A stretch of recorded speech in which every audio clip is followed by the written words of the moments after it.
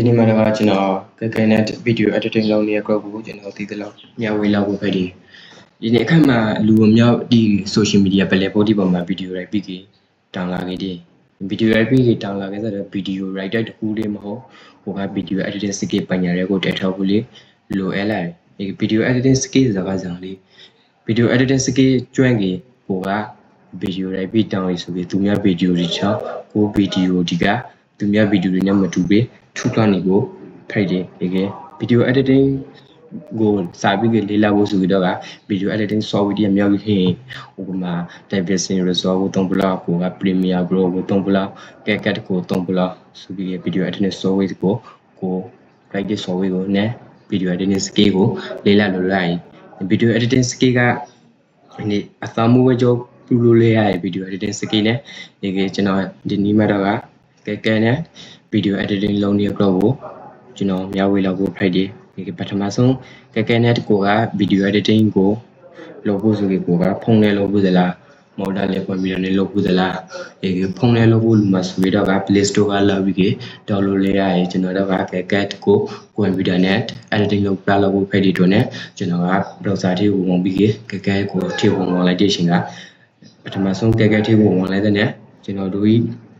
ဖုန်းမှာမဟုတ်ဖုန်းမှာတော့မဟုတ်ကွန်ပျူတာမှာအေးပိုင် home screen ပေါ်လာ home screen ပေါ်လာကို home screen ပေါ်လာတဲ့နဲ့ကိုကအမှအများကြီးဟင်း home speech image editing creating with AI marketing tool ကိုက image တဲ့ပုံကို editing လုပ်ဖို့သလား model လေး AI နဲ့ video လုပ်ဖို့သလား model လေး marketing tool လုပ်ဖို့သလားဒီမှာက long video to short မှာမြောက်ရေးရန် video translate ရန်က text to speech AI နဲ့ video လောက်စား AI နဲ့ image လောက်စားဆိုပြီးမြောက်ရေးမှာ record screen ဆိုပြီး AI video maker ဆိုပြီးမှာ home screen မှာမြောက်ပြီးပေါ်နေကိုကျွန်တော်က video ကို creating new project လုပ်ဖို့ဖိုက်တော့ねကျွန်တော် creating new project ကိုက creating new project ကိုဝင်လိုက်တဲ့ home screen မှာကိုဒီ home screen မှာ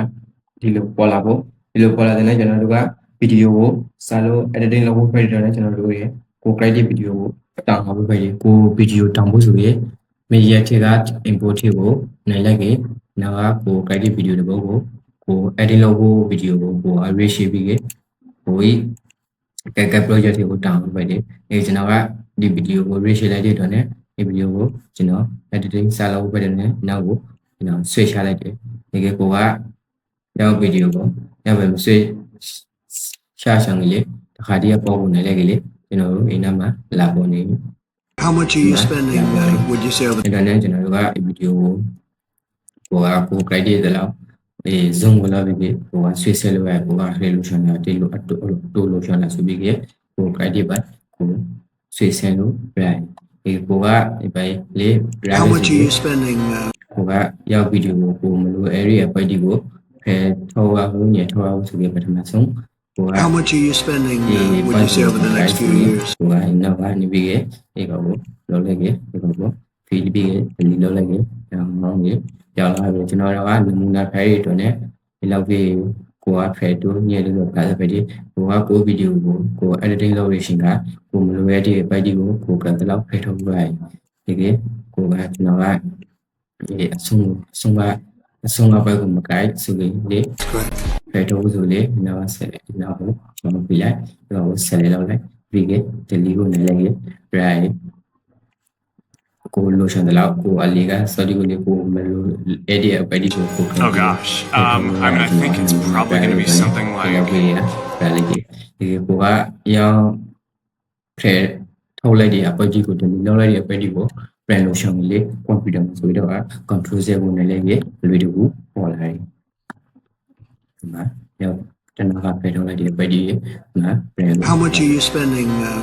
ဒီကျွန်တော်ဒီပိုင်းမှာတော့ဒီလောက်ပဲပေါ်ပါလို့ပဲတော့နောက်ပဲလို့ဆောက်လို့ပြည့်စုံပြီးလို့ကျွန်တော်ပြောလာတယ်အားလုံးသူကိုကျေးဇူးတောင်း